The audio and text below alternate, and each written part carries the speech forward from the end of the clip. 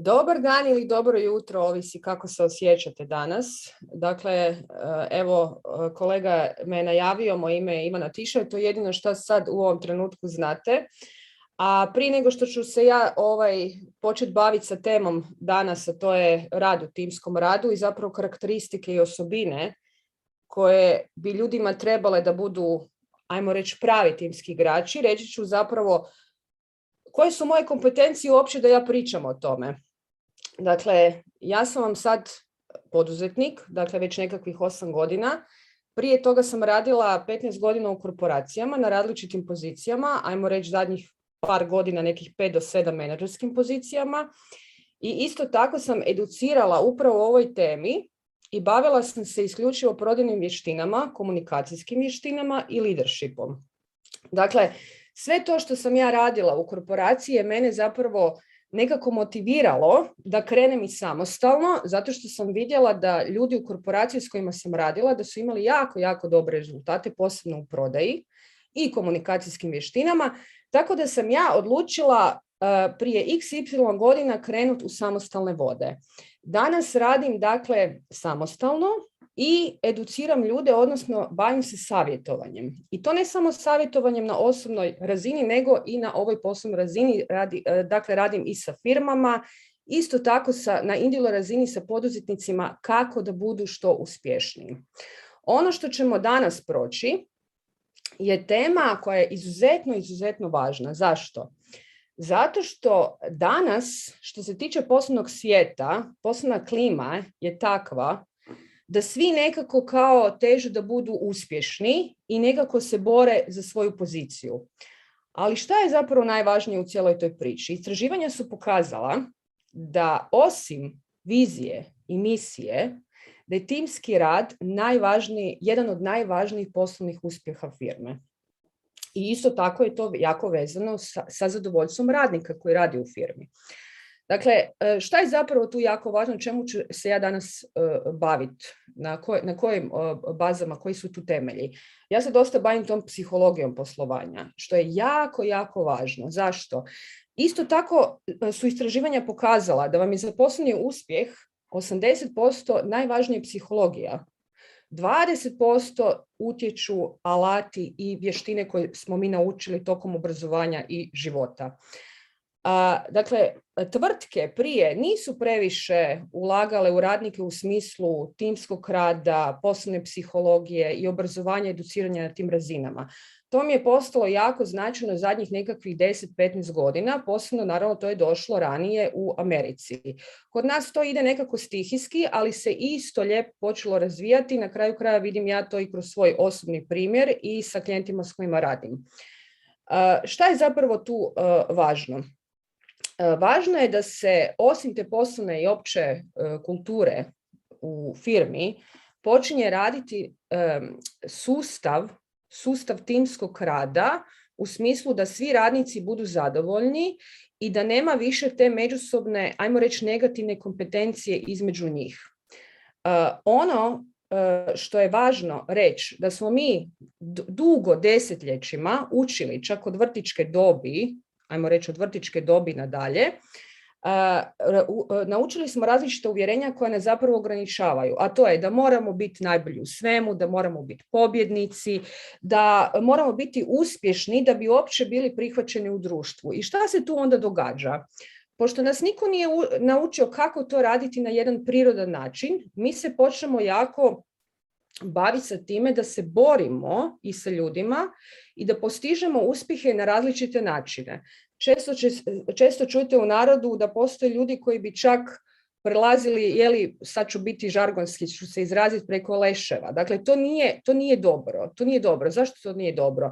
Ne samo da stvaramo jednu sliku koja je negativna o nama, nego zapravo i mi se loše osjećamo. Dakle, postoji načini i alati kako ćemo djelovati u timu, u poslovnom okruženju, da bude svima lakše. Znači, šta je jedno od uvjerenja koje je jako, jako moćno ograničavajuće? Da se upravo ono što sam rekla, to je da se mi moramo boriti za svoju poziciju.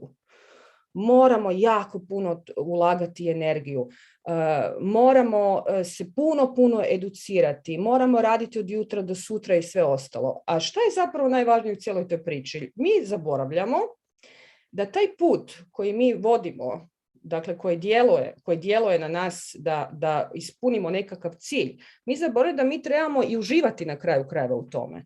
Jer znate šta se dogodi? Često vam se dogodi u životu da mi jako puno trošimo energije da dostignemo neki cilj. I mi dostignemo taj cilj i šta se onda nama događa? Mi smo vam kao ona djeca u vrtiću koja dobe nekakvu lizalicu u dućanu. Dakle, 5 minuta smo sretni i već smo u stresu nakon tih 5 minuta ili tjedan dana, nebitno, jer imamo nekakve nove ciljeve. Dakle, stvari da trebamo i naći neko zadovoljstvo u svemu što radimo. Ono što je važno u cijeloj toj priči, da ne djelujemo samo kao individualna bića u tom procesu, nego da ne zaboravimo da postoji jako puno ljudi oko nas koji nam mogu pomoći u tome. To nisu samo ljudi koji vi sad tokom obrazovanja pratite, vaši mentorni, profesori i ostali. To su vaši možda i prijatelji, to su vaši isto kolege studenti. Dakle, timski rad je izuzetno važan. Znači, najuspješniji ljudi danas, poduzetnici na svijetu, jedan od njih, na primjer, svi ste čuli vjerojatno za Richarda Bransona, on jako puno ulaže u tu psihologiju poslovanja, odnosno timskog djelovanja. On je došao na razinu, već jako dugo, recimo svi nekih 20-30 godina, on je došao na razinu da u njegovoj korporaciji, odnosno on ima više korporacija, ali sad govorim generalno, ljudi su toliko zadovoljni i takvi su timski playeri da oni čak sami mogu određivati i kad će ići na godišnji i koliko dugo će ostati na godišnjem. Si možete zamisliti kakva je tamo poslovna i radna klima. Dakle, ljudi su tamo jako zadovoljni. Naravno, kad ja govorim o uspješnosti tih ljudi, tu stoji izuzetno jaka psihologija o kojoj ja sad samo malčice ću govoriti jer nemamo vremena naravno za sve. Dakle, kao i Richard Branson i mnogi od njih su shvatili da je jako važno ulagati u ljude i to na razini da ih motiviraju da rade uspješno u timu. Jer nemojte zaboraviti, nismo se mi ovdje rodili na ovaj svijet da mi sve sami radimo. To je isto jedno od ograničavajućih uvjerenja. Dakle, imate jako puno ljudi koji razvijaju sebe u poslu, u životu. Ja moram sve sama ili sam. To nije dobro. To nije dobro. Zašto? Zato što će vam život uvijek donositi upravo takve situacije gdje ćete se vi sami pod navodnicima morati boriti. A ima možda gro ljudi oko vas koji vam žele pomoć. Ono što je jako važno su upravo ta negativna uvjerenja.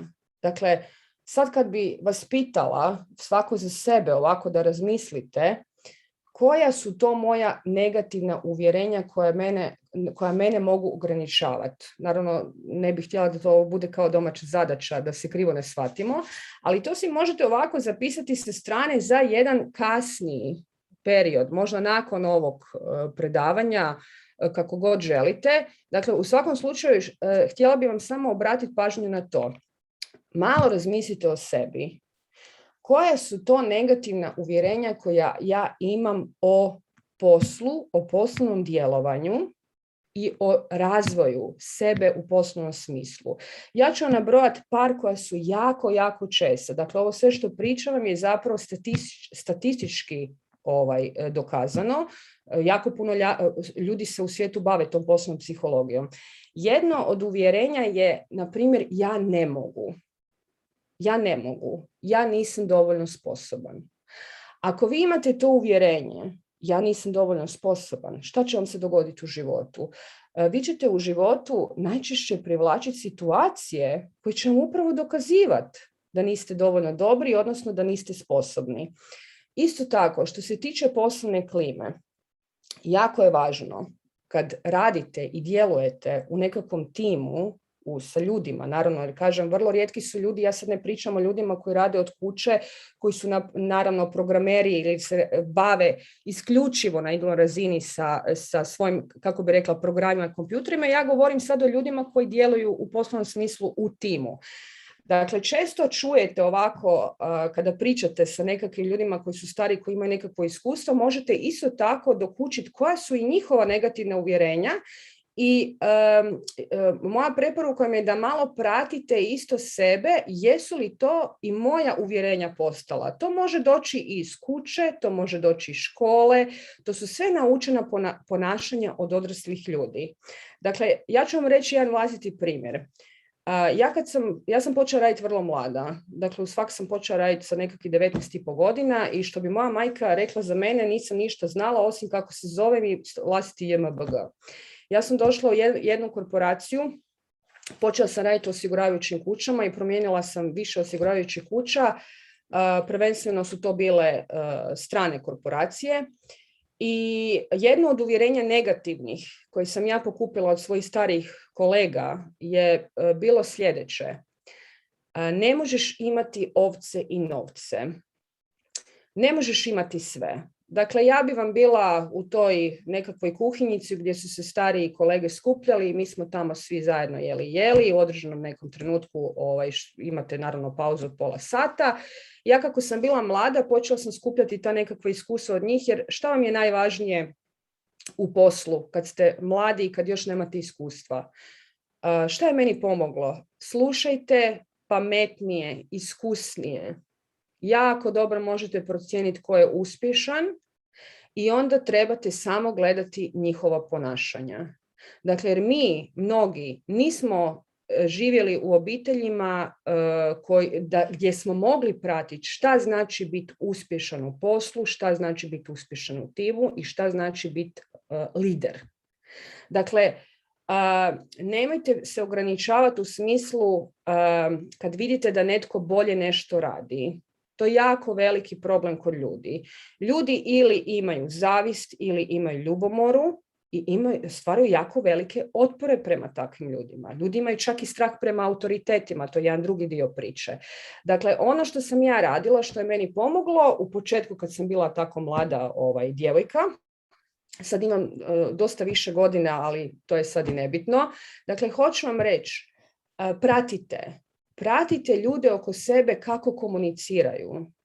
Pratite te uspješne ljude u smislu kad vidite kako oni kvalitetu života vode. Dakle, nije to pitanje kvalitete života samo jesmo li mi jako puno novaca zaradili, nego kakvu mi imamo kvalitetu općenito komunikaciju u životu sa ljudima oko sebe.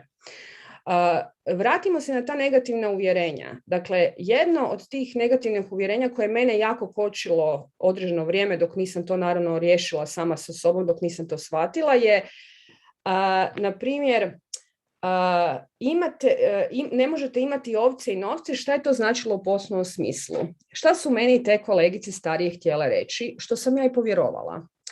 Ili ćeš imati dobrog šefa i dobru ekipu s kojom ćeš raditi, ali nećeš imati veliku plaću.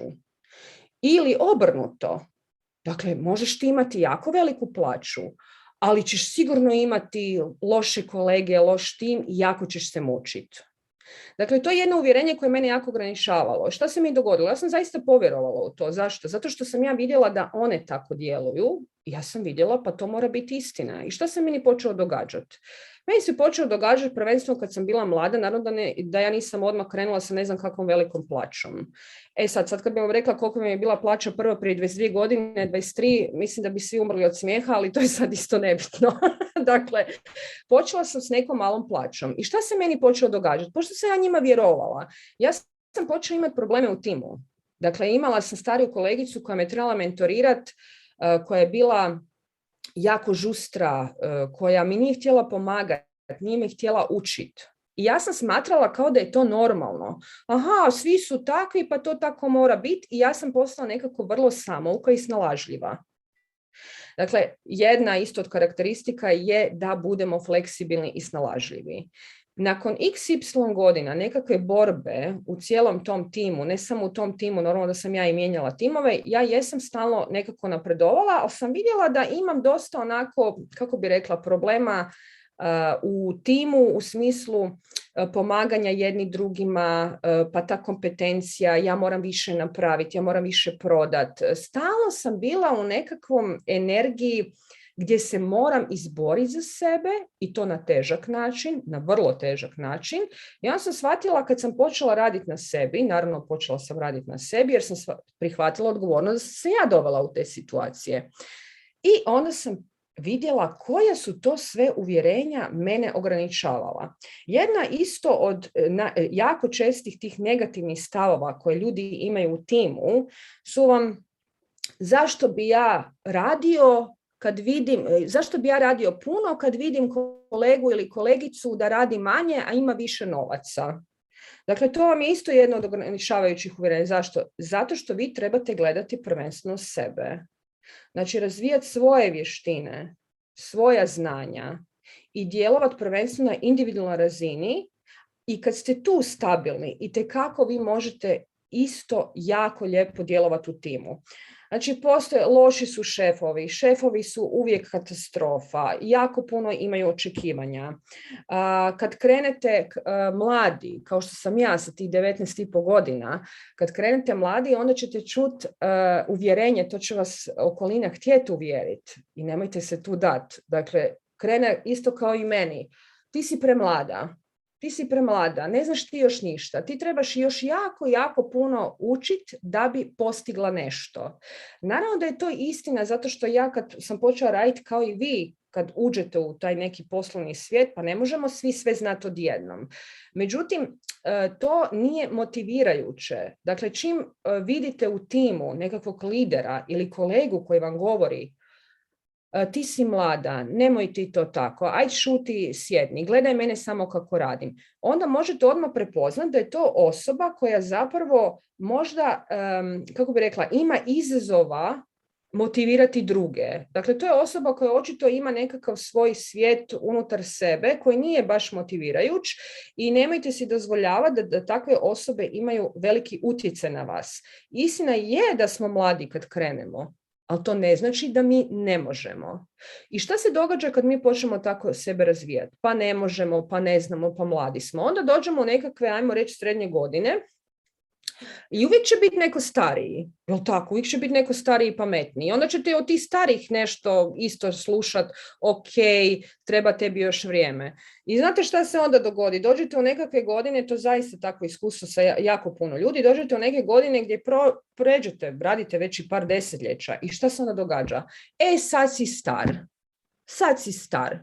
Dakle, svako vrijeme nosi svoje i od početka radnog vijeka do kraja itekako se možemo razvijati i djelovati u timu kako valja.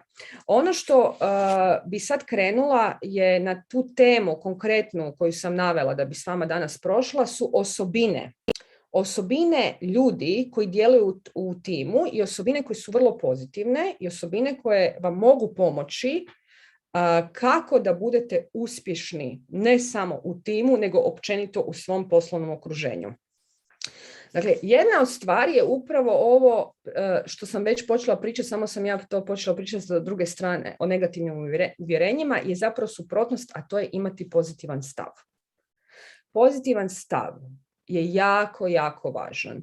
Dakle, neko bi nazvao pozitivan stav optimizam, možemo to i tako nazvati. Ali šta znači zapravo pozitivan stav? Bezbroj puta vam je već dokazano da taj pozitivan stav utječe jako puno na nas, ne samo naravno u poslovnom smislu, nego općenito u našem životu. Pozitivan stav znači da bez obzira što se događa oko nas, dakle, jer mi imamo nekakav teži izazov, možda smo u nekakvoj negativnoj situaciji, da ne tražimo rješenja iz tog negativnog, nego da se fokusiramo na šta je pozitivno u toj cijeloj priči. Šta ja mogu naučiti iz te situacije? Dakle, to može biti na plastičnoj razini bilo koji primjer. Dakle, mi imamo jako puno izazova u životu. Vi kao studenti naravno imate nekakve određene izazove. Idemo to, ajmo reći, kroz vaše trenutno djelovanje, kroz studij i nekako sigurno neko i nešto radi. Dakle, možete se naći u situaciju da recimo padnete ispit. Šta se događa sa većinom ljudi kad padnu ispit ili kada imaju nekakav loš rezultat na poslu, nešto slično? Ljudi često upadnu u negativna stanja.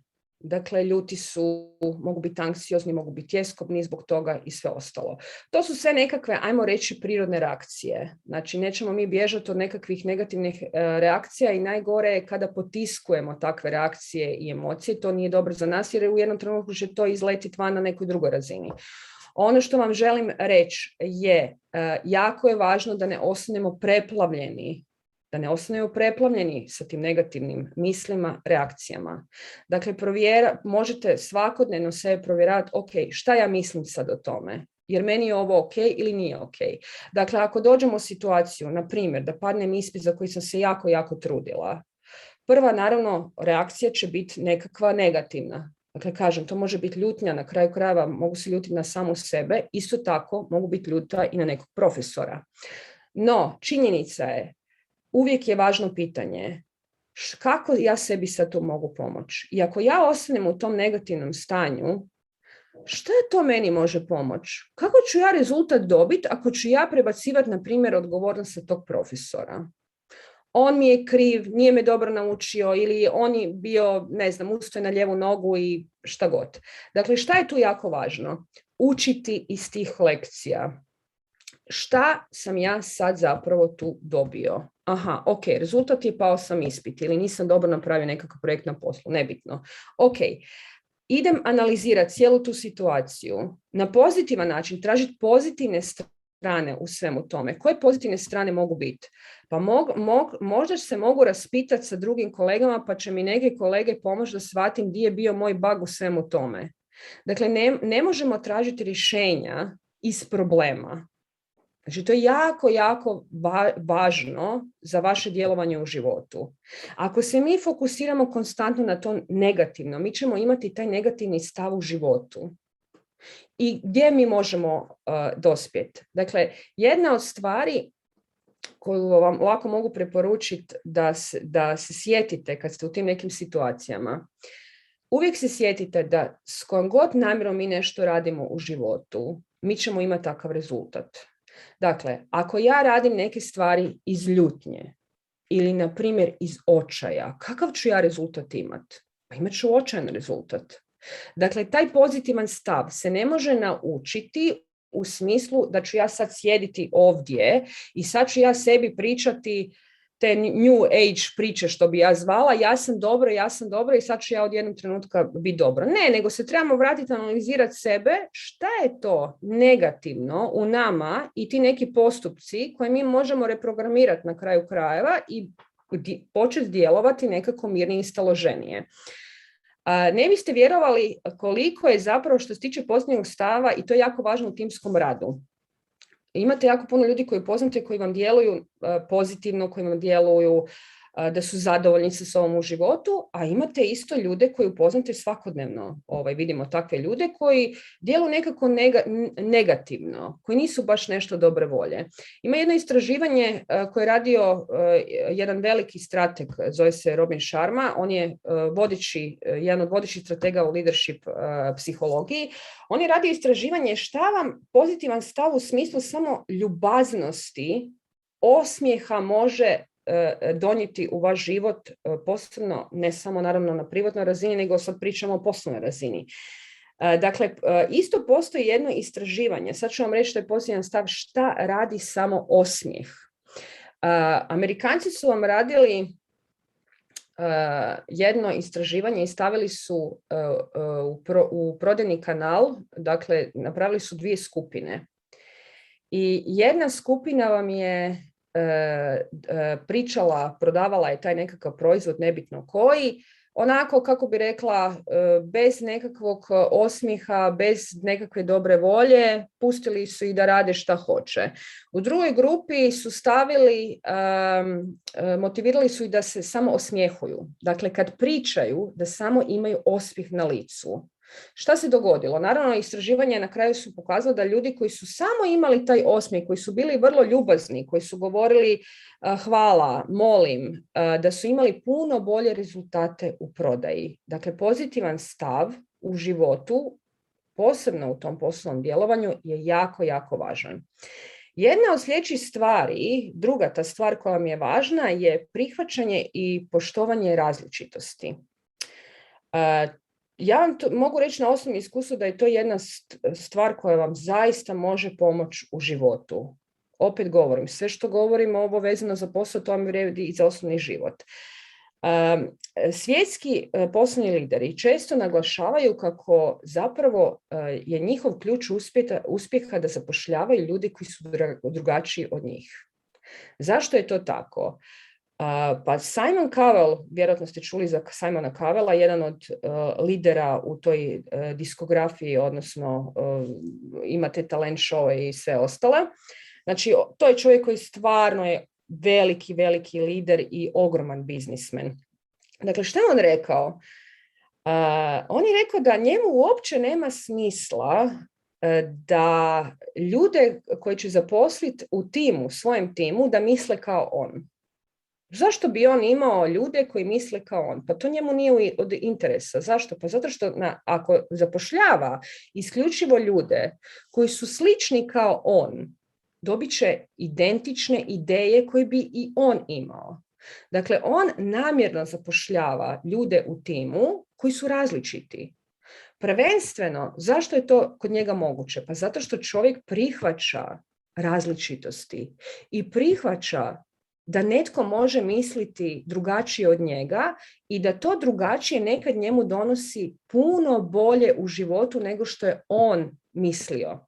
Dakle, za donošenje odluka i rađanje novih ideja njemu su potrebni kreativci koji razmišljaju out of the box. Jer on koliko god je svjestan svojih kapaciteta, svojih vrijednosti, zašto je on uspješan? Zato što je svjestan da može još bolje i da postoje ljudi koji razmišljaju na drugačiji način i koji mu mogu donijeti nove ideje. Dakle, jako vam je važno u životu prihvaćati različitosti. I često tu ljudi inače imaju problem u komunikaciji, ne samo u poslu, nego na privatnoj razini. Krilatica koja meni pomaže u životu kad imam, kako bi rekla, tu neku diskusiju ili raspravu, kad imam različito mišljenje od nekog, ne, opet kažem, posao, privatno, svejedno. Ako mi zaista ne možemo postići nekakav konsenzus, da se ne možemo dogovoriti da isto mislimo. To je ta američka isto krilatica koju ja jako volim, složimo se da se ne slažemo. Dakle, jako je važno u životu, posebno u poslu, doći do nekakve granice do kud ću ja voditi nekakvu diskusiju i raspravu. Jer vi znate isto iz iskustva da ako krenemo žustro i ako konstantno ulazimo uvjeravati ljude u našu istinu, da to može čak prerasti u nekakvu žustru diskusiju, idemo ju čak nazvati svađom. Dakle, tu je jako važno, kad god imate u timu nekakve različitosti, prihvatite da ta osoba ima drugačije kapacitete, drugačije razmišlja, na kraju krajeva ta osoba je možda i drugačije odgajana, drugačije usmjeravana od nas. To ne znači da ta osoba je lošija od nas ili bolja. Nebitno. Mi smo različiti. Dakle, kad mi imamo taj stav, nitko nije bolji ili nitko nije lošiji, nego smo samo različiti. To će vam puno pomoći. Zašto? Zato što vam je uspjeh što se tiče timskog rada upravo se radi o toj psihologiji, a to je, ja prihvaćam da postoje drugačiji ljudi od mene. To ne znači da me nekad neće živcirati, ajmo to tako žargonski reći. To ne znači da se ja nekad neću naljutiti, to ne znači da se ja nekad neću osjećati blokirano. To samo znači da ja prihvaćam da ljudi imaju svoje kapacitete. Znači, jako je važno u razvoju tima i djelovanju u poslu poštovanje prema kolegama i nadređenima.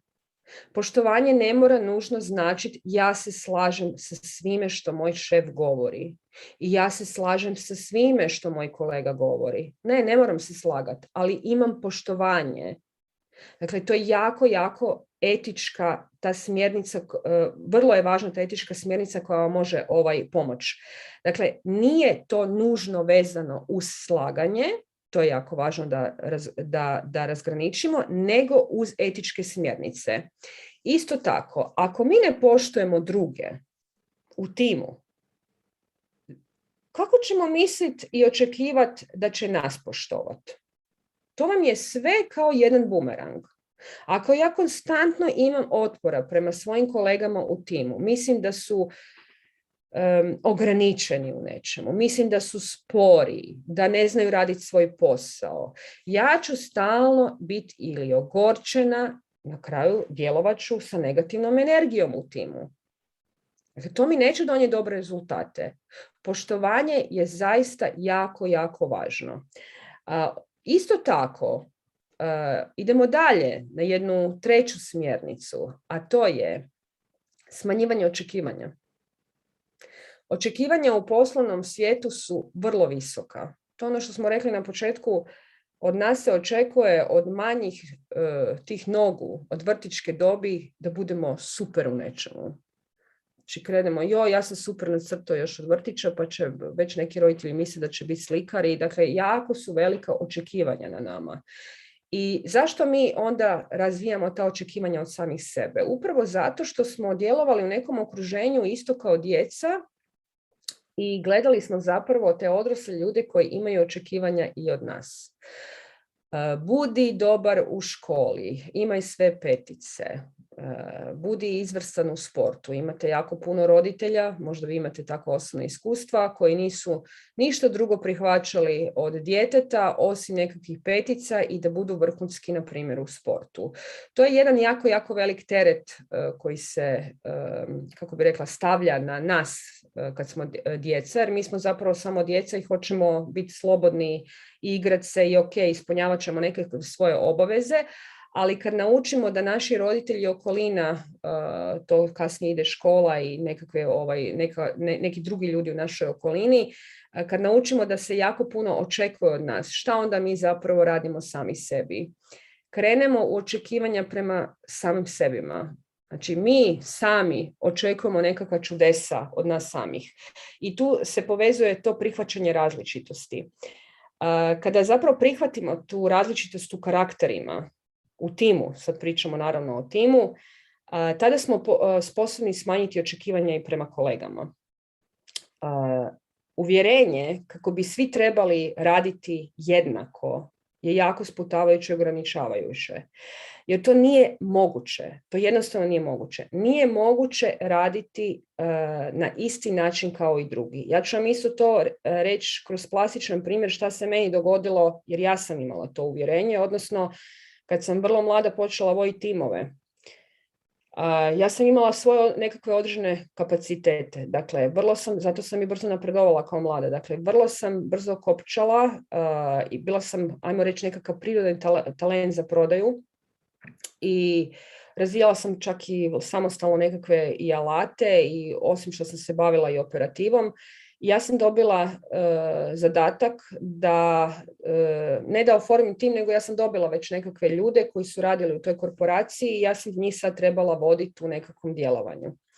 Šta se meni dogodilo? Ja, pošto sam bila mlada, neiskusna i nisam baš znala sve ove stvari, ni blizu kao što znamo danas, ja sam počela imati jako velika očekivanja od tih ljudi.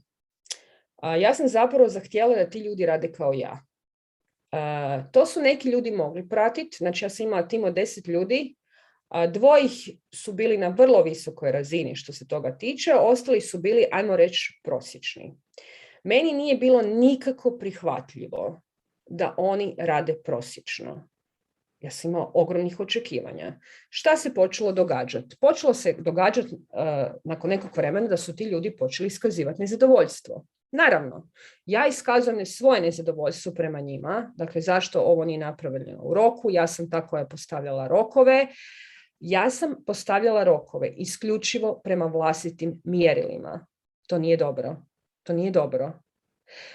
Mi moramo naći neko prosječno mjerilo, vidjeti kako svi funkcioniraju unutar tima, koji imaju kapacitete. Šta je meni falilo kad sam bila mlada? Ja nisam znala ovu psihologiju i nisam znala šta znači analizirati tim. Znači svako ima svoje kapacitete. Netkome za određeni posao, za isti posao treba 2 sata, nekome možda sat vremena, nekome treba 5 sati. Koji je bio moj problem? Moj problem je bio što sam ja zahtijevala da se to sve napravi u onom roku kojim sam ja radila. To je bilo nemoguće. I opet se vraćam, došlo je do nezadovoljstva. Ljudi su se počeli žaliti, prvenstveno meni. Ovo je too much, ja ovo ne mogu. Ja kažem, ako ne možeš to raditi. Ja sam bila jako, jako žustra. Naravno da se to meni se počelo sipavati tim u smislu počela su bolovanja. Šta vam želim reći u cijeloj toj priči? Želim vam reći da smo mi odgovorni prvenstveno za vlastito djelovanje u timu, a već ako vodimo tim, mi smo itekako odgovorni kako će ti ljudi funkcionirati u timu. Dakle, ako ja tražim nešto od svog kolege, bilo kolega podrženi, da radi nešto što ne može, kakav će biti rezultat? Pa posao se neće napraviti prema mojim očekivanjima. I što sam ja tu počela raditi? Ja sam se tu počela educirati. Počela sam naravno od sebe. Ja sam shvatila da ja imam prvo problem. Znači, izašla sam iz onog začarnog kruga traženja ti moraš biti bolji, ti moraš puno više raditi. Ja sam izašla iz tog začarnog kruga i ja sam prihvatila svoju odgovornost. Ok, problem je u meni. Znači, moj tim ne djeluje homogeno i nešto se tu zbiva. Preuzela sam odgovornost za svoje ponašanje i jedna od prvih stvari koje sam napravila je počela sam analizirati tim. Dakle, ko ima kakve kapacitete. Šta mi se dogodilo? Vrlo brzo sam napravila reorganizaciju tima, stavila ljude na određene pozicije koje imaju kapaciteta. Jer šta sam vam ja radila? To ćete se vi prepoznati. Šta mi ljudi inače radimo u životu, počevši od osnovne škole? Dakle, svi mi imamo nekakve talente za nešto, je li tako? Dakle, neko je izvrstan u matematici, neko je fenomenalan u brojevima. Neko je fenomenalan u nekakvim apstraktnim stvarima. Nebitno. Dakle, svi mi imamo svoje talente. Šta se događa kroz osnovnu školu? Na primjer, netko od vas je dobar u matematici, izvrstan. Može čak ići i na natjecanje. Idemo u to sve sa lakoćom. Ali, na primjer, hrvatski je problematičan ili engleski. Tu imamo nekakav problem. Nismo, ajmo reći, prirodni talenti za to. Šta naš školski sustav radi? I ne samo školski sustav, nego i roditelji. Ja vam mogu puno pričati o tome jer ja imam 2 djece već velike pa sam prošla cijeli taj sustav školovanja. Dakle, šta se radi? Ja sam primijetila ono što sam ja promijenila kod svoje djece. Ne želim više raditi stvari koje djecu još mogu više ograničiti. A to je, nisi dobar u engleskom sad. Sad ćeš ići na dodatne instrukcije iz engleskog. Sad ti moraš imati 5 iz engleskog. Ili barem 4.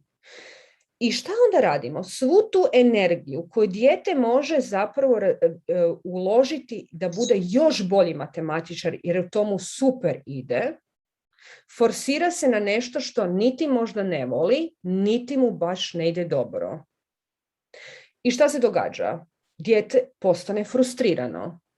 Dakle, ova priča koju sam vam ispričala, tako vam se radi i u timu. Nažalost, tako većina lidera, većina menadžera, posebno kod nas na ovim prostorima, vodi svoje ljude.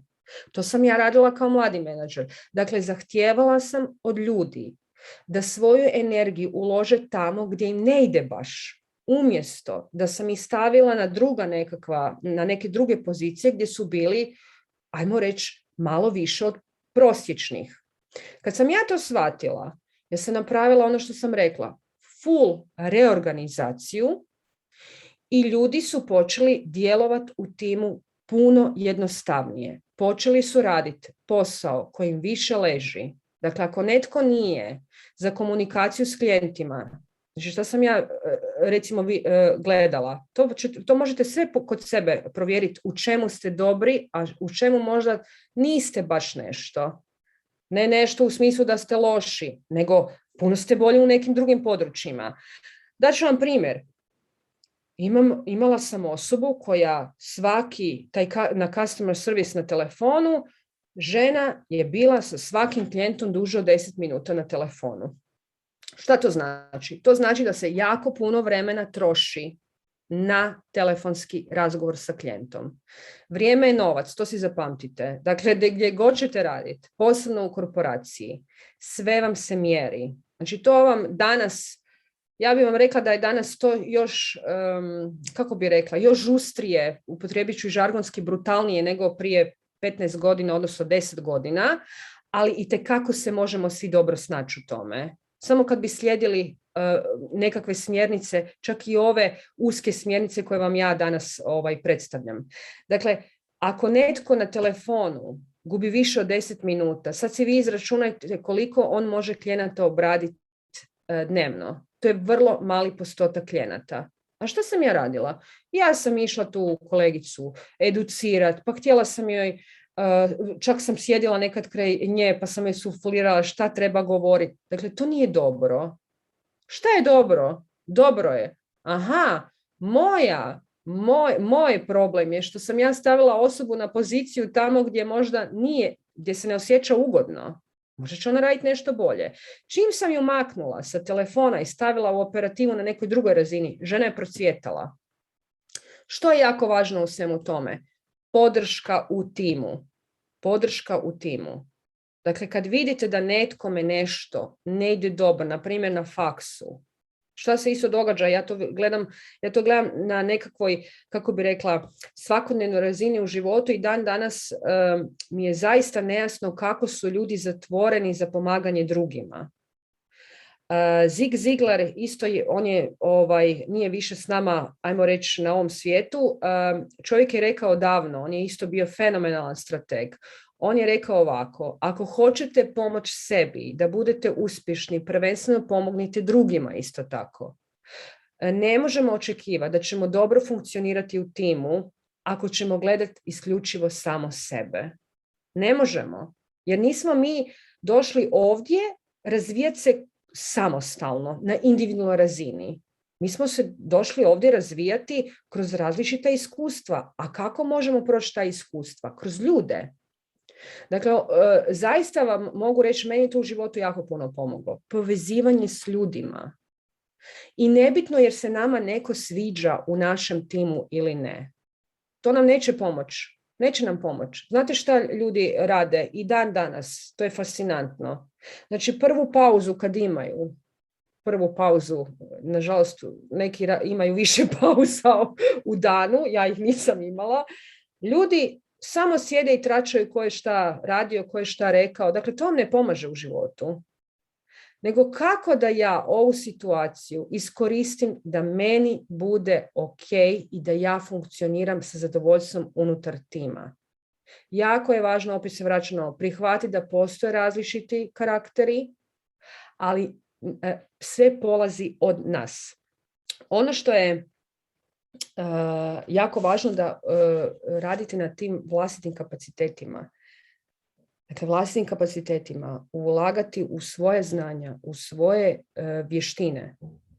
I kad to napravite na individualnoj razini, itekako možete djelovati u poslovnom smislu i unutar tima. Što je sljedeće? Važno, ajmo reći 4. dio. Otvorena i iskrena komunikacija. To vam je sve, ajmo reći opet rezime onoga što smo sada pričali. Otvorena i iskrena komunikacija je izuzetno važna. Ne samo naravno u poslu, nego inače u privatnom životu. To je jedan od najvažnijih alata za izgradnju kvalitetnih međuljudskih odnosa u timu. To znači da mi možemo komunicirati bez strahova, otpora, posebno taj nekakav strah odbacivanja, šta će mi reći šef, pa šta će misliti kolega o meni i tako dalje. Što je tu važno? Važno vam je razgraničiti u kojem trenutku ću ja full onako potpuno biti iskrena posebno u situacijama ako vidim da nešto ne znam raditi. Ako nešto ne znam raditi, a hoću se pokazati pred šefom da ja to znam raditi. Sad, nekada mi je vrlo važno upravo procijeniti moment kad je ok da ja to kažem, a kad nije ok. Ali kažem, to vam dolazi nekako sa iskusom i s nekom mudrosti nakon XY, ajmo reći, utakmica o nogama što se tiče poslovnog djelovanja. Jako je važno odabrati neko pravo vrijeme i mjesto kada ćete iskomunicirati sebe. To mi je izuzetno važno. Moja vam je preporuka da nikad nemojte ništa raditi impulzivno. Dakle, ako imate nekakav nesporazum unutar tima, vezano sad sa kolegama na faksu, nebitno, probajte doći u stanje što mirnije stanje. Dakle, ne djelovati impulzivno. Jer ako ja imam unutar tima ljude koji meni konstantno impulzivno djeluju, ja sam to imala, dakle ja sam imala par ljudi koji su vam djelovali na svaku nekakvu kritiku koja može biti pozitivna, bilo pozitivna, negativna. Ja sam imala ljudi koji su jako impulzivno djelovali. Šta meni kao menadžeru znači? To znači da oni ne znaju handlat sebe u određenim situacijama. I sad kako vam menadžeri razmišljaju? Pa jel meni treba netko u timu ko ne zna handlati, ko ne znam, ima impulzivne reakcije, koji će čak i vikat i ulaziti u nekakve konflikte sa kolegama? To niti jednom menadžeru, vjerujte mi, ne treba. Ja ovo sve što vam govorim, ja vam sad govorim iz razine privatnih korporacija. Znači privatnih korporacija koji nemaju, kako bi vam rekla, ne samo vremena, nego neće vam menadžeri na visokim pozicijama nas tetošit jesam li ja imala good day or bad day. Znači oni su fokusirani isključivo na brojeve i rezultate. I to treba svima biti jasno. Mi nismo došli na posao stvarati neka super prijateljstva. Znači to je isto jako, jako važno da odmah si tu razgraničite. Jer jako puno ljudi ima problem, dolaze vam u nekako poslovno okruženje i očekuju da ćemo mi svi biti nekakva jako velika, sretna obitelj. To je moguće postići, ali ne u tim mjerilima koja su naše očekivanja. Ono što je moguće postići je jedna prirodna, otvorena komunikacija i zdravi stav kada dođe do nesporazuma. Dakle, ja vam zaista mogu reći iz vlastitog iskustva. Ja sam imala menadžere iznad sebe koji apsolutno nisu podnosili konflikte u timu. Nisu podnosili konflikte u timu. Dakle, ja kad sam bila mladi menadžer, imala sam iznad sebe normalno starijeg senior menadžera koji je bio izuzetno mudar, pametan u svom poslovnom djelovanju i on je vidio da se ja borim sa svojim timom i on je meni dao tu priliku jer nešto je vidio u meni. Očito je čovjek vidio da ima nekakve kapacitete i dao mi nekakve otvorene ruke. Znači, posao je morao štimat. On je mene zvao kad su meni počele te, ajmo reći, zavrzlame unutar tima i to nezadovoljstvo i grozna je bila komunikacija zaista. I on je mene pozvao i samo me pitao jer imam li ja kakav problem. I ja sam njemu rekla ne. Šta sam ja tu radila? To je ono pitanje sad što govorimo otvorena i zdrava komunikacija, iskrena komunikacija. Ja sam njemu rekla ne. On je znao da ja nisam iskrena, zato što čovjek vidi kako ja djelujem, naravno prolazi nekada i čuje. Hoću vam reći, sve se sazna. I on je meni rekao ovako, Ivana, meni je jako drago što ti želiš, kao što ti imaš taj urge da riješiš probleme, zato on meni postavio, jer ja sam bila kompulzivno vezana za traženje rješenja uvijek kad bi imali problem. On je meni rekao, ali ajde sad idemo polako i želim da budeš potpuno iskrena, jer neću ti pomoći ovo skrivanje. I pitao me, jer imaš li kakav problem? Onda sam mi rekla da imam.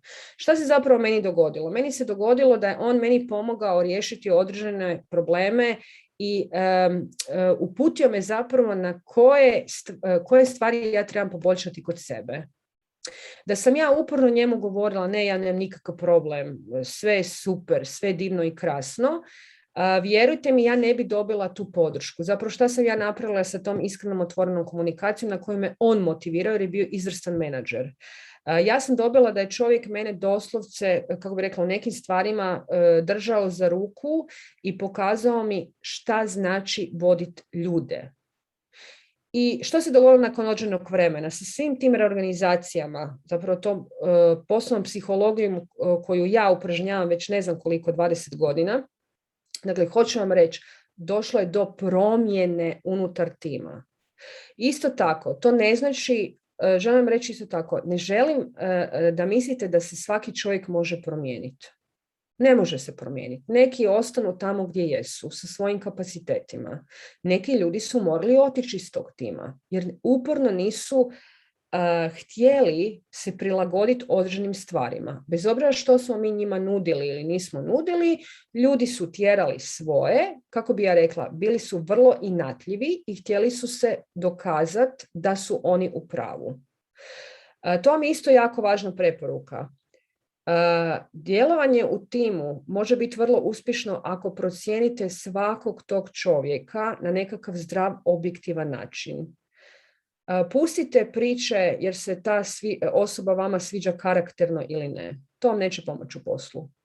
Pomoći će vam objektivna procjena. Dakle, kad vi procijenite svoje kolege, aha, ovaj je dobar u ovome, na primjer, aha, a meni možda to treba, pa možda je bilo ok da me on to nauči. Ako vi krenete, ova mi je antipatična, ova ne znam čudno priča, dakle, to mi krećemo od malih nogu, uspoređivati se s drugima, kritizirati druge, osuđivati druge.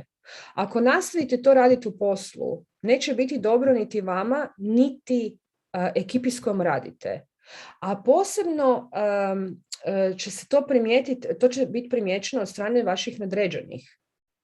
Dakle, klima vam se inače u poslovanju jako mijenja. Jako vam se mijenja. Dakle, ovo što ja sad pričam prije 15 godina bi bilo onako tu u Hrvatskoj i na ovim prostorima bi bio onako bauk, zato što sam ja to i pričala prije 15 godina i radila na tome. Ali sad vam dosta tih stranih korporacija ulaže upravo u ovakvu vrstu edukacije. Vi kad radite za strane kompanije, ja zaista se sad referiram isključivo na korporacije, ne samo strane korporacije, ne mislim da su najbolje, ima fenomenalnih naših privatnih korporacija u koji upražnjavaju upravo ovu poslovnu kulturu i psihologiju timskog rada. Dakle, imate i sami znate koliko ima danas u Hrvatskoj tih firma koji su jednorozi. Zašto su oni uspješni? Pa zato što su shvatili da oni ne mogu biti uspješni bez uspješnog tima. Ako oni nemaju zadovoljnog zaposlenika na individualnoj razini, pa kako će ta osoba raditi svoj posao? Niko mi nije u cilju da plaća osobu koja je nezadovoljna, frustrirana. Kako će biti rezultat tog poslovanja? Pa ne baš dobar. Tako da, kogod od vas se želi fokusirati na razvoj što se tiče poslovnog djelovanja unutar korporacije, treba samo se prepustiti ovim svim silnim promjenama koje dolaze, koje su pozitivne. To ne znači da su sve korporacije naštimane na ovoj razini koje radim, ali itekako u svakoj korporaciji vam postoji neki menadžeri koji se bavi ovim poslom kojim se ja bavim sad na privatnoj razini. Dakle, vi unutar korporacija imate odjele koji se bave timovima. Šta to znači? Educiraju ih. Znači, poslovne, komunikacijske vještine, ja sam to radila unutar korporacije. Jako se puno ulaže danas upravo u poslovnu psihologiju. Nevjerojatno kad dođete na edukacije, kad krenete od tih nekakvih basic edukacija, osnovnih edukacija, vi zapravo vidite da 80% u početku se isključivo radi o osobnosti. Ne priča se puno sad samo posao kako ću ja raditi na poslu, kako ću ja biti na poslu, nego se priča o osobnosti i kako ja djelujem na osobnoj razini u životu. To mi je izuzetno važno. Zašto je to važno? Pa zato što su prošla vremena onih ograničavajućih uvjerenja, to ste možda i vi čuli u svojoj generaciji, ja posebno sam to čula prije, kažem, 20 godina su pričali, Ja kad obavim svoj posao, ja idem kući i ja to, ne znam, radim do 4-5, nebitno 6, ja idem kući, ja više ne razmišljam o kući i ja sad imam neki drugi život kod kuće sa svom obitelji, prijateljima i tako dalje. To vam je, kako bi rekla, jako teško izvedivo u praksi. Jako teško. I vidjet ćete s vremenom da onako kako djelujete u osobnom životu, da ćete tako djelovati i na poslu i unutar tima. Pa ne možemo se mi razdijeliti na dva pola. Ja sam jedan karakter na poslu, a drugi sam karakter kući. To mi je jako, jako teško. Naše karakterne osobine, ono što jesmo, će se iskazivati i na privatnoj razini i na toj poslovnoj razini. Dakle, što se tiče te komunikacije, kad smo počeli pričati o toj otvorenoj nekakvoj iskrenoj komunikaciji, jako vam je važno u slučaju tih nekakvih nesporazuma. Izazovi, nesporazumi na poslu su vrlo česti. To je upravo zbog onih prvih stvari koje sam govorila, zbog neprihvaćanja različitosti i tuđih kapaciteta i neprihvaćanje osobe uopće takva kakva jest. Dakle, ako već dođete u takvu situaciju da imate nekakav izazov, nesporazum, odmah se sjetite, za sve postoji vrijeme i mjesto. Moja preporuka, nemojte si dozvoljavati da ulazite u bilo kakve rasprave pred drugim ljudima. To nije dobro. Zašto? Pa i sami možete zaključiti. Ljudi jako vole tračati. To je žargonski, ali to je istina. Ljudi jedva čekaju, određena vrsta ljudi, jedva čeka da se nešto dogodi pa da počnu pričati o tome. I što se dogodi? Možda bude neka, kako bi vam rekla, benigna rasprava oko nečega, ali bude žustrija. I ako ne nađete pravo mjesto i pravo vrijeme da se to gdje se to može raspraviti, uši su vam posvuda i onda vam kreće, aha, jesi čula šta je rekla ova, jesi čula, a onda je on joj rekla i šta se tu događa, pokvareni telefon, još posebno zbog tih ljudi koji obožavaju takve stvari i onda vam to dolazi do vašeg šefa. To vam dolazi do vašeg šefa. Vjerujte mi, ono što sam rekla, što se tiče menadžiranja, ljudima na tim visokim pozicijama, oni su zaposleni, zašto? Da zarađuju novac. Kako oni zarađuju novac? Kako oni imaju te rezultate? Putem ljudi, putem timova. Ako vam menadžeri vide da nešto ne funkcionira, posebno ako ima nekakav problem u komunikaciji, to vam je odmah nekakav checkpoint, aha, ok, minus, s ovim imamo problem. Ja znam da to zvuči dosta robotizirano, ali to vam je zaista tako. I postoje ono što sam rekla, ljudi, odjeli koji mjere, kako bi rekla, neću reći ponašanja, ali osim što postoji analitika, što se tiče brojeva, koliko je čega prodano i sve ostalo, postoje ljudi, to je ili dio HR-a ili tih odjela koji se bave razvojem ljudskih potencijala, to je inače dio HR-a, ovih kadrovske. Dakle, ti ljudi itekako, ja govorim u kvalitetnim firmama, u vrlo uspješnim firmama, prate ponašanja pojedinaca. Naravno da oni ne znaju u svakom trenutku šta se događa, ali ono što vam hoću reći, u narodu se sve čuje i sazna. Dakle, jako je važno odabrati vrijeme i mjesto. I normalno da ta komunikacija unutar tima ovisi i o vođi tima. To vam sve ovisi, znate kako se kaže, to ste isto čuli puno puta, riba smrdi od glave, jel tako? Ako vođa tima ne zna raditi svoj posao, ako vođa tima ne razumije uopće leadership, ne razumije psihologiju poslovnu, kako će imati tim? To je ono što sam ja imala na početku iskustva kad sam dobila prvi tim. Pa moj tim nije djelovao dobro zato što ih ja nisam dobro vodila. Dakle, ja nemam nikakav problem s tim reći. Zašto? Pa zato što sam ja to davno već riješila. Dakle, ja nemam problem tu sa egom. Ja sam bila, znate, super, uvijek najbolja u svom poslu. Ne, nisam. Bila sam vrlo, kažem, ograničena u tim nekim stvarima, tražila sam ljude da rade nešto što ne mogu i sve tako dalje. Nisam znala taj neki zdrav način komunikacije o kojem sad pričam i dovela sam se do problema. Dakle, moj tim nije djelovao kako spada. Danas vam je to jako, jako često. Dakle, prvo imamo prihvatiti odgovornost na individualnoj razini, isključivo za sebe. A itekako vam onda ovisi kakav vam je vođa tima i kako on vodite ljude. Bez obzira kakav vam je vođa tima, ako imate šefa nadređenog koji ne zna komunicirati, tipa imate jako puno roditelja koji ne znaju komunicirati sa djecom, zašto bi onda očekivali da ćemo imati nadređenog koji zna komunicirati? On je na toj nekoj poziciji zbog nekog razloga, ali osoba ne zna komunicirati i možda čak i ne zna objasniti, kako bi rekla, svoja očekivanja.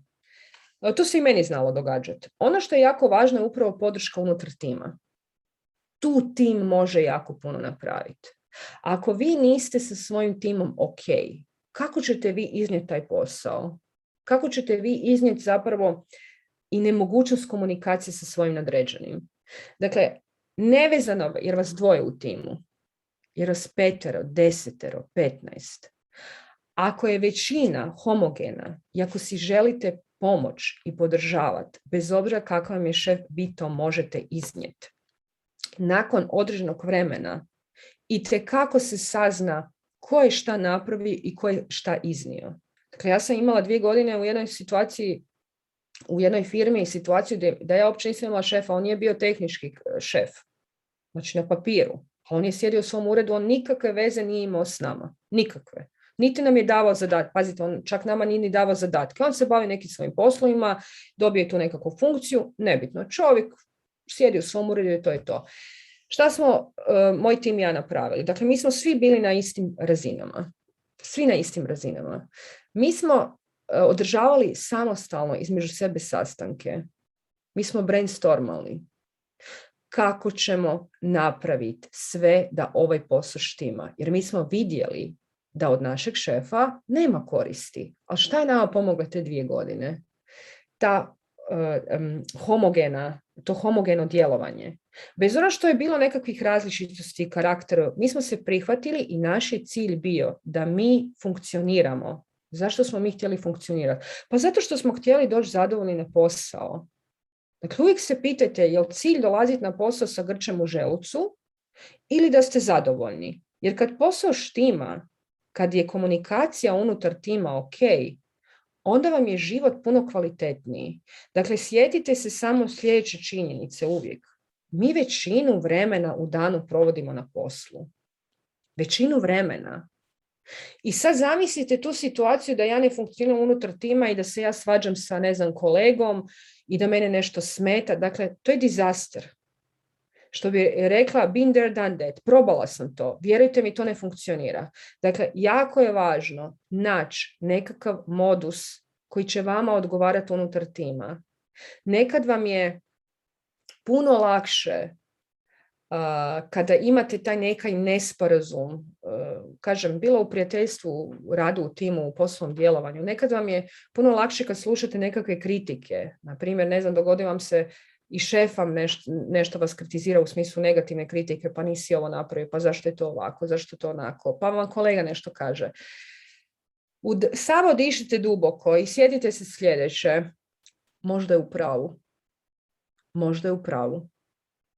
Jer znate u čemu je isto problem kod nas ljudi? Mi konstantno, uporno bježimo od toga da stvarno nekad nismo u pravu. Mi se konstantno hoćemo raspravljati s drugima, posebno u timu. Zašto ne bi to ovako? Ali ja znam bolje. Dakle, otvorite se da je druga osoba nasuprot vas nekad u pravu i možda ima bolju ideju kako doći do rješenja problema koji imate. Dakle, samo to je brainstormanje. Znači, brainstormanje nije kad se svi samo raspravljaju ko je u pravu, nego kad svako dođe sa svojom idejom, a koji je temelj prihvaćanja najbolje ideje. Ako svi u toj diskusiji su otvoreni za činjenicu da je nečija ideja bolja, to je jako, jako važno.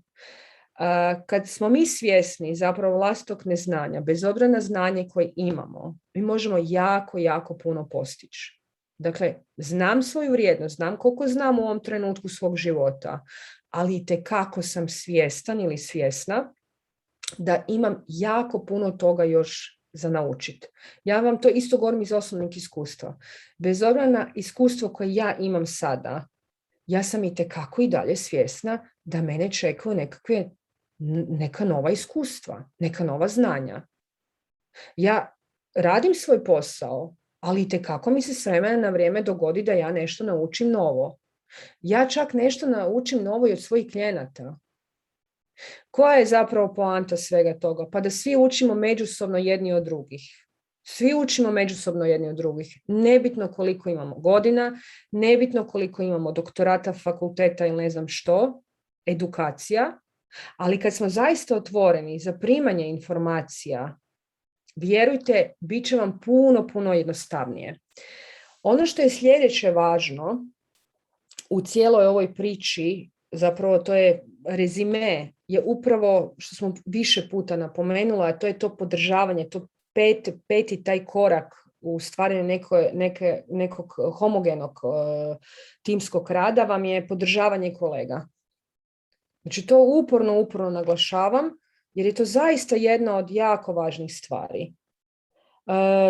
Podržavanje kolega u toj bitci, ajmo reći, želim biti najbolji, nasuprot, želim svojim radom i talentom pridonijeti drugima.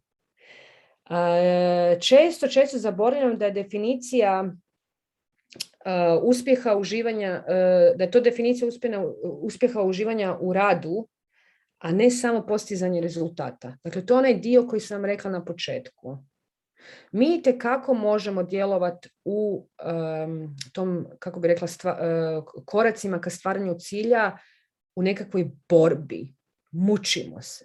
Teško nam je. I onda dođemo do tog nekog cilja i sad malo nešto odahnemo i onda imamo novi cilj i sve ispočetka. Nemojmo nikad zaboraviti da cijeli taj proces ostvarivanja tih ciljeva ne treba biti tako težak. Znači, može biti izazovan. Jer nije mi svaki dan isti. Vjerujte mi, pa nije baš da je meni sad svaki dan isti. Ja vam nekad imam full raspored, recimo 10 klijenata dnevno ili 5 sati nekakvog treninga, nebitno šta. Nekad sam super raspoložena kad se probudim, nekad nisam. Dakle, ali to kad nekad nisam, to ne znači da ja svoj posao neću obaviti kvalitetno. Zašto? Zato prvenstveno što ja jako volim raditi ovo što radim. I to je jedna od stvari koja mi je izuzetno bitna u životu. Vi ste u godinama gdje se razvijate, gdje ste mladi, gdje istražujete sebe i da se razumijemo, ja imam klijente koji imaju 50 godina pa nisu još našli sebe, to mi je sve normalno, ali nikad nije kasno. Ono što je isto jedna od mojih preporuka, kako će vam to djelovanje unutar tima, na kraju krajeva odnosi sa kolegama biti puno jednostavniji u životu, pa ako zaista radite ono što volite, ako zaista djelujete u životu na način koji vama odgovara. To je izuzetno važno. Ja znam da mi to ne možemo znati sa 16 godina i tu isto nam stvara, kako bi vam rekla, cijeli taj sustav obrazovanja i očekivanja od tih autoriteta kad smo, ajmo reći, tinejdžeri, od vrtićke dobi, tinejdžerske dobi, pa dođemo počnemo nešto studirati ili raditi, mladi, nebitno. To su vam ta očekivanja. Dakle, to vam se sve opet radi o psihologiji. Mi već sa 14 godina, sa nekakvih 14-15 godina, nebitno, mi već trebamo odlučivati šta ćemo mi dalje sa obrazovanjem. I znate šta nam odrasli tu onda rade? Oni to tako stavljaju zapravo u kontekst što ćemo raditi u životu. Zamislite vi koji je to pritisak na dijete od 14 godina. Znači, to odrasli ne rade zato što žele loše, nego to rade zato što ne znaju drugačije. Znači, nije to kritika sad na njih i osuđivanje, nego jednostavno ne znamo drugačije, jer svako ima svoje kapacitete, jel tako? I to vam je ta kolektivna razina svijesti gdje se mi svi jako brzo uvučemo. Aha, svi moraju znati odmah sa 18 godina šta će raditi u životu. Pa zamislite koji je to pritisak na vas, na sve ljude. Dakle, onda prvo sa 14 godina moramo odlučiti šta ćemo raditi u školi, koju ćemo školu ići. Onda slušamo od odraslih, moraš paziti koju ćeš školu, upiši gimnaziju zato što ćeš iz gimnazije lakše upisati fakultet, mislim gdje to piše, nebitno. Onda završimo gimnaziju ili nemam pojma kakve škole, sad moramo upisati fakultet. I svi ljudi moraju upisati fakultet. Pa zamislite vi koji je to isto pritisak. Pa nismo svi rođeni da završavamo fakultete, magisterije, doktorate i ne znam što. Dakle, ljudi imaju određene kapacitete i nije to sam stvar kapaciteta, nego trebamo prihvatiti da postoje ljudi koji vole nešto više raditi od, ne znam, ići na fakultete, ne samo, pazite, obrazovanje je jako važno, nemojte me sad tu krivo shvatiti. Obrazovanje je izuzetno važno. Zašto? Zato što je to jedan od najmoćnijih alata za vaš napredak. Jako moćan alat za vaš napredak. No činjenica je da mnogi ljudi završavaju fakultete nezadovoljni i tako počnu djelovati u nekom poslovnom timu. To vam želim reći. Dakle, ako mi od početka vučemo rad pod pritiskom, kroz školu, kroz osnovnu školu, srednju školu, fakultet, mi ćemo takvi već formirani doći u taj tim o kojem mi pričamo. I imat ćemo stres. Dakle, jako vam je važno preporuka da nađete zaista nišu koja vama odgovara. I nemojte se nikad ograničavati i bojati da ako ste drugačiji u nečemu, to je odlično. To je odlično. Jer drugačiji ljudi postižu ogromne rezultate. A još ako su pritom hrabri, pa nebo im je granica. Dakle, nismo mi došli ovdje da mi svi radimo iste stvari zato što smo završili nekakve slične iste škole i sad svi se vide, ne znam, ja hoću raditi u korporaciji, ja hoću raditi u prodaji, ja hoću raditi, ne znam, biti znanstvenik i tako dalje. Nebitno šta ćemo raditi. Ono što je najvažnije je da radite ono što vam se sviđa u smislu da nađete svoju nišu u životu kroz koju se hoćete razvijati i djelovati. I onda vam rad, posao, ajmo reći posao, vaš posao, neće izgledati kao rad. Neće vam izgledati kao rad, nego je to stil života. Dakle, ja danas živim već XY godina, život što se tiče posla, da je to moj stil života.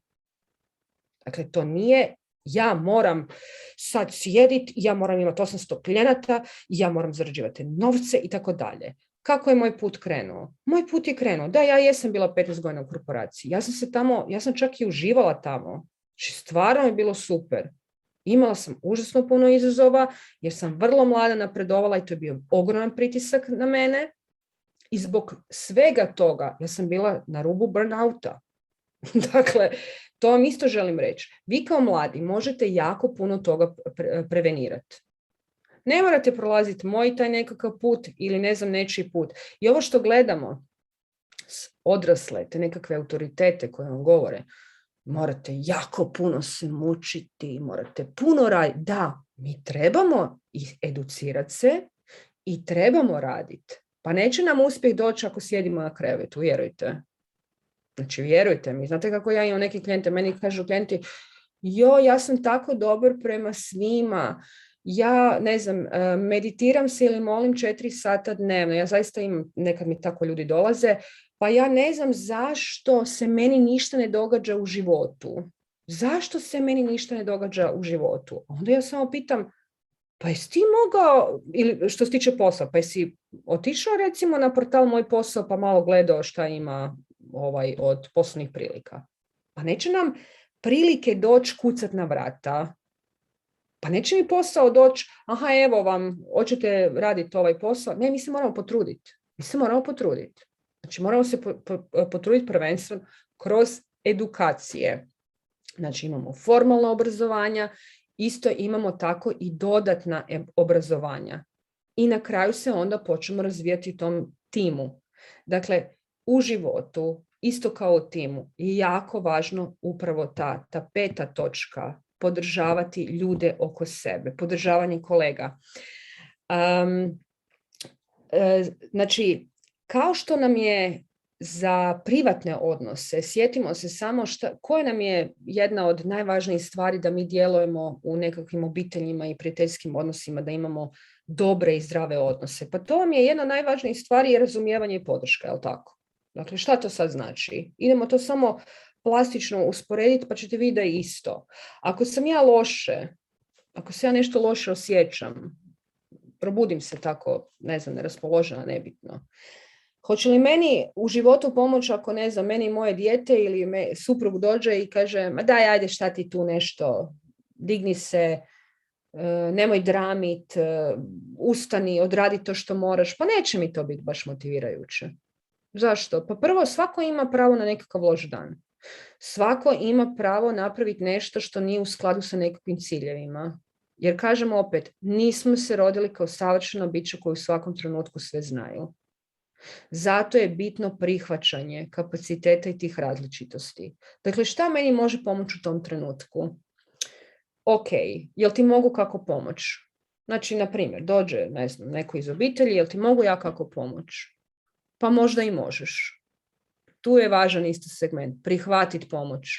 Nemojte se opirati i dokazivati ja mogu sve sama. Možemo mi jako puno toga sami i možemo možda sve sami, ali vjerujte mi, uz podršku je puno lakše.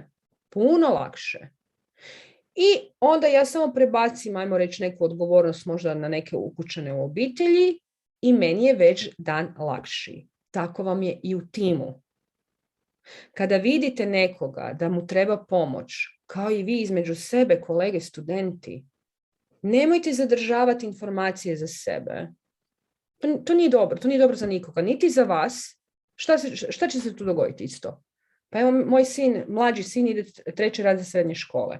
On uporno meni priča kako u razredu postoji djeca koja ne želi nikome pomagati.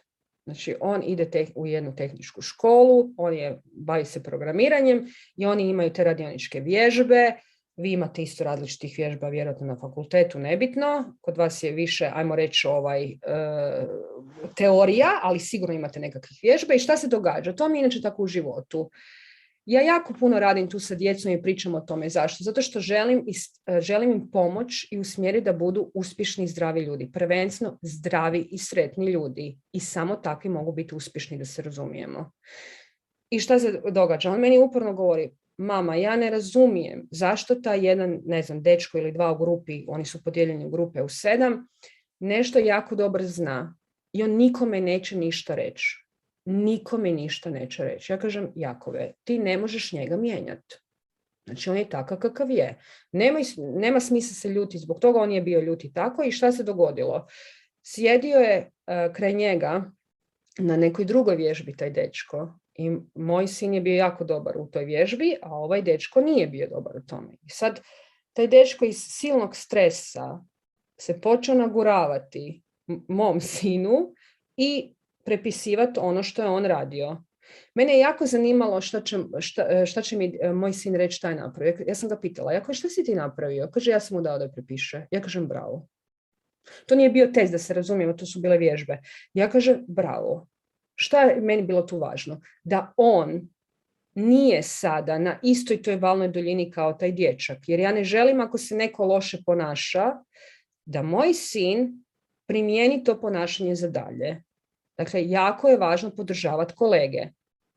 Ono što je meni važno, kad on meni kaže, mama, ja idem po razredu i okolo pomažem u programiranju drugim dečkima. To je meni izuzetno važno. Šta se tu dešava?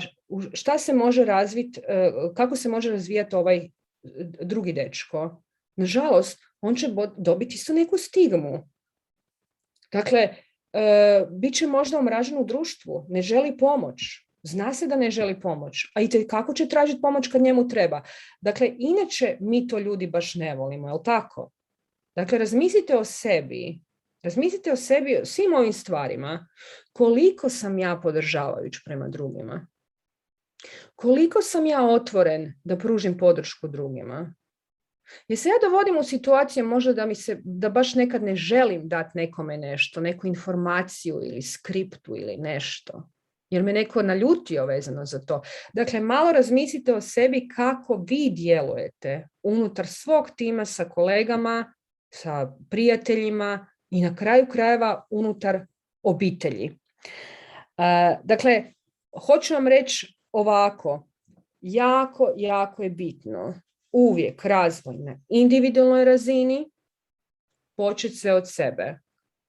Kakav sam ja timski igrač? Nemojte gledati samo druge. To nije rješenje problema. Dakle, ja mogu objektivno promotriti drugu osobu, ali prvo sebe. Kakva sam ja u timu? Jesam li podržavajuća?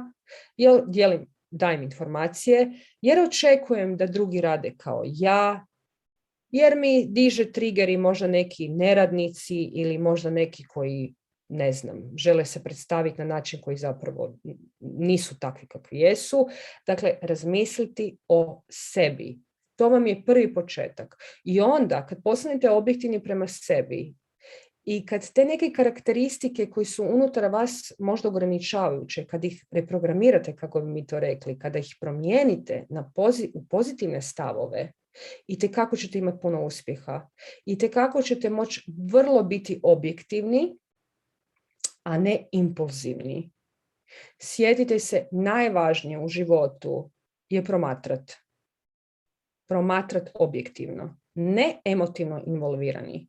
Jer ako ste vi emotivno involvirani, vi ćete jako, jako teško učiti. Znači, kad se postavimo na tu, znači nisam niti tu euforična, nisam niti tu sad nešto negativna, kad dođemo u taj neki balans, ja itekako mogu biti izvrstan promatrač. Jedan od mojih menadžera je rekao, ja sam bila u šoku kad je on to meni rekao, jer sam isto bila mlada. On je meni rekao ovako, jer ti znaš zašto sam ja uspješan? On je bio predsjednik uprave velike korporacije. Ja sam bila njegova desna ruka. Kaže, znaš ti zašto sam ja uspješan? Ja kažem, pa ne znam ja kako ste i postigli, pa recite mi. Kaže on, zato što sam krao znanje. Meni je to prvo bilo šokantno kad je on to meni rekao, jer sam ja to smatrala negativnim. Jer je rekao na taj način, ja sam krao znanje. Ja sam ga pitala, bili smo na nekom poslovnom ručku i ja sam njega pitala, molim vas, možete li meni objasniti što vama znači krao znanje, jer ja to sad ne razumijem. Ja nemam problem sa pitanjima, dakle uvijek pitajte. Sve što vam je nejasno, uvijek pitajte, to vam menadžeri jako vole. Znači, pitat.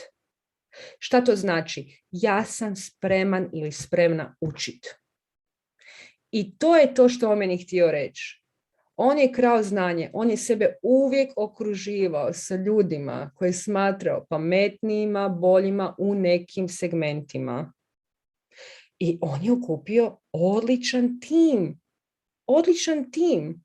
I lijepo je samo gledao šta rade, oni su njemu lijepo, što on rekao, bacali ideje, a šta je na kraju kraja? Bila je njegova odluka, naravno, koju će se ideja realizirati. On je bio taj koji je glavni, ali svi drugi su bili, ajmo reći, u njegovoj nekakvoj službi. To zvuči možda ovako ružno, ali to vam je život. To su vam dobri menadžeri na kraju krajeva. I vjerujte, nema menadžera koji sve zna. Nema niti menadžera koji sve zna, nema niti kako bi rekla, osobe koje djeluju u nekom timu koja sve zna. Svi smo mi tu sa nekakvim znanjima, alatima i kapacitetima, ali ako smo otvoreni da učimo dalje, posebno ljudi koji imaju nekakve utakmice u nogama, itekako možemo biti uspješni. Ok, recite vi meni, sad pošto je meni ovo prvi put s vama, ja ne znam jer vi imate kakva pitanja, nekakvi komentari. Ja bih se samo zahvalio, edukacija je bila zanimljiva, a ostalo bih pozvao da pitanja, ako ne žele reći audio, da mogu onda i u chat postaviti.